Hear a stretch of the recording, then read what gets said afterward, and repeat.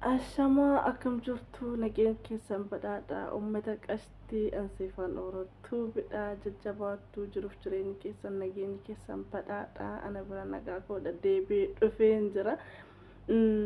akkan inni hin banne immoo waadaa isinii galeen jira boodan badu jedheen jira akkatas walitti dhiyaadhees dhufuu baadhu garuu hin badu akka duraan isanitti nan dhufaa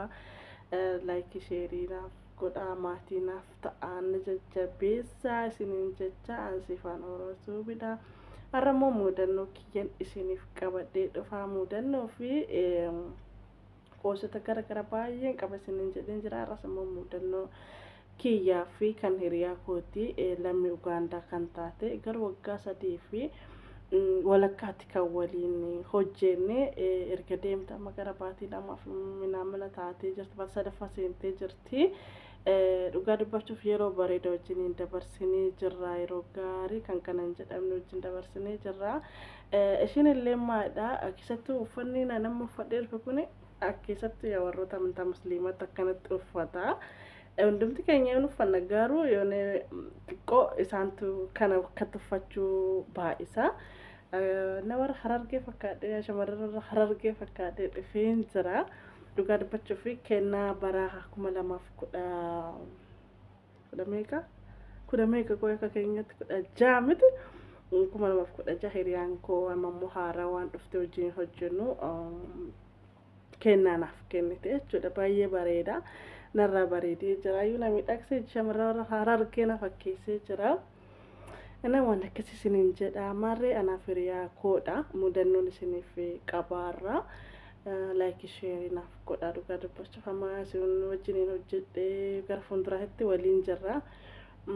kanaafuu yeroo dhiyootti immoo karaa oromiyaan deemu waan ta'eef keessatti immoo saffiidha wal argina dheengadda viidiyoo keessatti xiqqoo isinii karaa naa qabachaa jira wal arguu fi karaa akka bal'aatti waliin jennee turre kanaaf yeroo muraasan booda gara oromiyaan deebi'uuf immoo itiyee jalaan baa waan ta'eef na viidiyoo akka fedhatte nan hojjedha jechuudha rabbiin biyya keenyaaf nagaa haa godhu ana waan akkasii isiniin jedha karaa biyyaayyoo hin deebi'us immoo nan gaggatina nan daddarbinaadhaan daddarbaan danda'u inna ana firiyoota koodha karaa mudannoo kiyyaayyoo hin deebi'u ana firiyaa koodha jechuu koodha ramadaana oton ta'an iida lammataa jechuu iida isa guddaa 7ffaa keessa galuu san ture mana maatii isheen nu fudhatte madaamiin keenya jechuun sun keenya mana karaa maatii isheetitti achi xayyaana dabarsinee achi karaa manaa yoo deebinu iddoo sun iddoo Dubaay keessa iddoo maal jedhamu sanitti fakkaate iddoo dur jechuudha akka duraan akka Dubaay turte Dubaay yeroo duriiti jechuudha teechumni ishee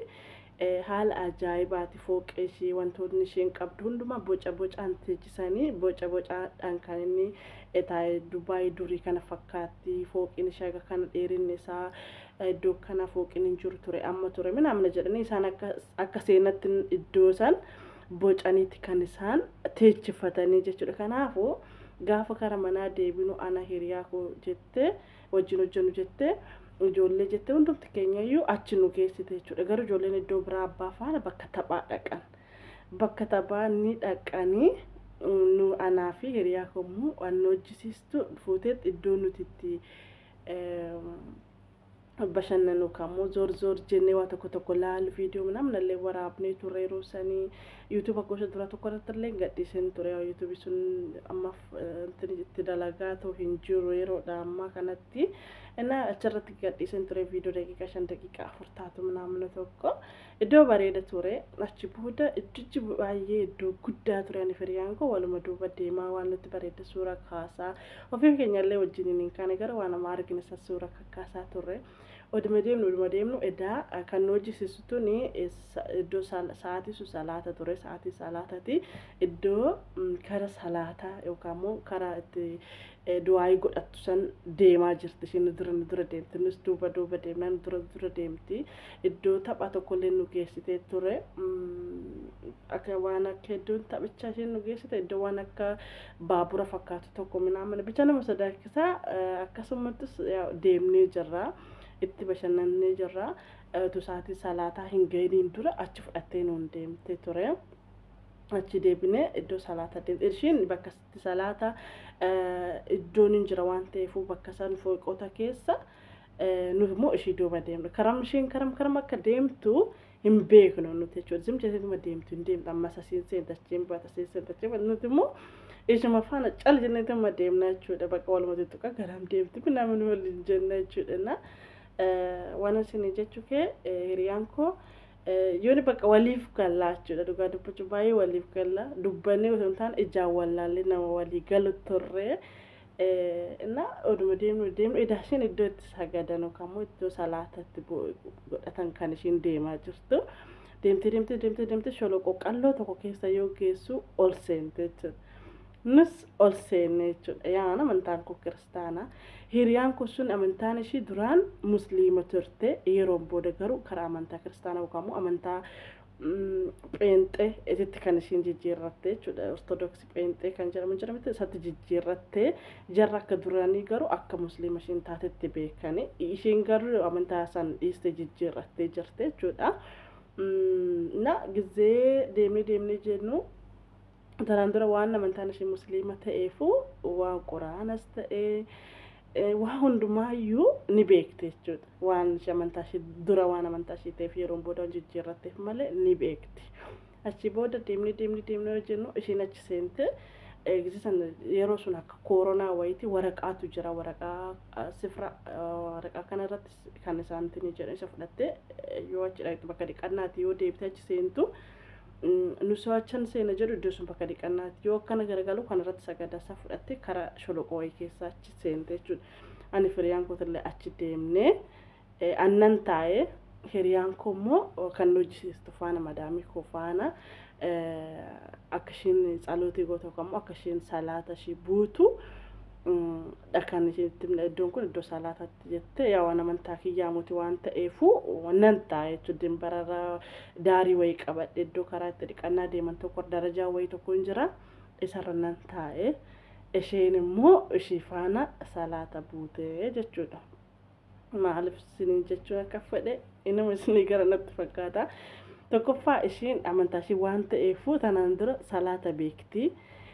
wanti ishii dhibu tokkoyyuu hin jiru madaamii koo faana qixxuma salaatte mana keessatti garuu salaatte yoo jedhaniin ishee jetti kutaa hin dhufti yoo akka amantaa isheetitti maxxamanaa jirtutti hin kadhatti jechuudha waaqayyoon ishii ni kadhatti maarree hiriyoota kiyyaa ishii faana salaata eegalte ani baay'ee tokko sodaadhan jechuun hin beekti amma irratti naqqaati jedhee intiniin jedhe ture garuu ishii waan barumsa isaa qabduufu ishii wajjiniin sagaddee qixxuma ishiitti kan ishiin sagaddee jechuudha ishii faana qixxuma tsalootii gootee kadhannaa godhattee jechuudha salaata ishii bootee achi booda hin baane jechuudha amma iddoon ani taa'u isaan achitti iddoo sun iddoo warra amantaa musliimatti sagadan waan ta'eef hin salaata waan ta'eef ani immoo nan taa'ee jechuudha yeroo kana maaltu keessa koo dhufee amma osoo hin taane tanaan dura isinii dubbadhaaf gara ishiin deemtee jirti ati ishiin jirtu kaasee ture naaniif ishii mudannoo baay'ee wajjiniin qabna dhugaa dubbachuuf achi booda hiriyoota kiyyaa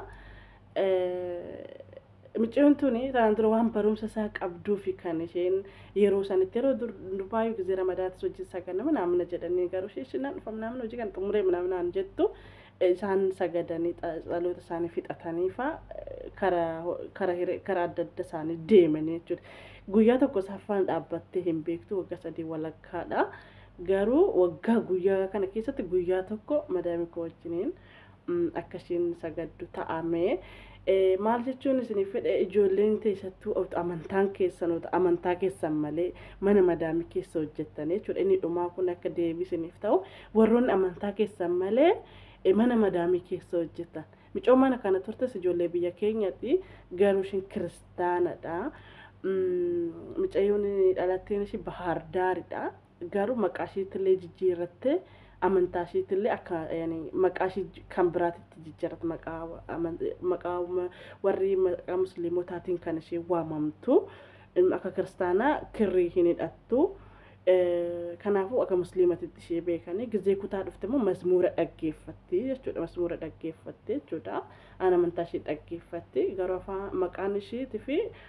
haalli uffannaa ishii akka musliimotaati. Garuu iddoo ishii taate guyyaa san kootu wajjin sagannetti iddoo sagadaa isa fuutee deemte kan barumsa tokko hin qabne ogummaa amantaa tokko hin qabne deemtee hojjechiistuu ishii faana bakka san dhaabbatte maaltu ishiidhaaf dhufa ture maaltu jedhama ture maaltu ishiitti dhaga'amas maal jettitti kan ishiin kadhannaa gootu turte hundumti isaaniitu akka kadhannaatitti haalli kadhatan jilbeeffatanii garaagarummaa qaba beekamtii tokko malee beekumsa isaa tokko malee dhaqanitti dhaabbatanii qofa hin ta'uuna. Kanaafuu hiriyoonni kiyya kan ganaa biyya arabaatti dhuftan ta'ee kan tokko tokko jijjiirranuu amantaa keenya malee utuu amantaa keenya hin ta'in jireenyuma yookaan immoo hojuma jecha amantaa keenya malee yoo guyyaa tokko saaxilamuun keenya hin hafu jechuudha. Maal jennaan otoo hiriyaan koo kun tanaan dura ogummaa akkasii qabaachuu baatte akka micoo hiriyaa kootii kana taate kan barumsa isaan qabne odoo taate maal jedhamti ture iddoo sagadaa san deemte wajjiniin jechuudha. Nuti achi dhaqxee taane seene wajjiniin deemnu iddoo wayiitti ishii eegna tureeyyuu garuu yaa bakka ishiin deemtu hin beeknu waan ta'eef ushuma duuba deemnu bakka sanii kan nuti geenye jechuudha. Kanaafuu amantaa keessan malee aguma feesaa ta'u bakka yoo si jaalatan daa'ima yoo jaalatan furrii isaa wajjiniin yookaan immoo lichka waddadus kan nifxuunu akka jedhamu isaanii yoo jaalatan nama akka amantaa kiyyaatitti akka amantaa isaatitti akka amantaa kootiitti waliin jiraachuun ni danda'ama jechuudha. Kanaafuu warroon amantaa keessan hin ta'in amantaan keenya kana jettanii hojumaarraa jireenyumaarraa tana jettanii wanti namatti dhufu baay'ee ulfaatana odoo micoontuun guyyaa san wanta akkatti kadhataa san odoo beekuu baatte baay'ee rakkisaadha. Waggaa sadii walakka kana hagattee jechuun guyyaa tokko wanti ishee irratti beekame hin jiru ana qofatu beeka.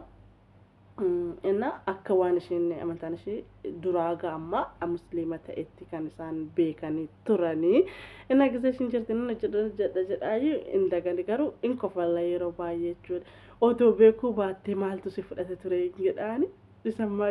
yaaduun barbaadu jetti. Inna waan akkasiitti haguma feellee yoo ta'e bakka haguma feellee yoo ta'e amantaa keessanumaan hojii qaxaramaa. Bakka isa dhugaa keessa seenaa isa dhugaa keessan eenyummaa isa dhugaa keessaniin qaxaramaa guyyaa tokko salphachuun yookaan immoo wanti namatti dhufu hin beekamu bakka jara kana faana deemnu keessattuu hin beekamu bakka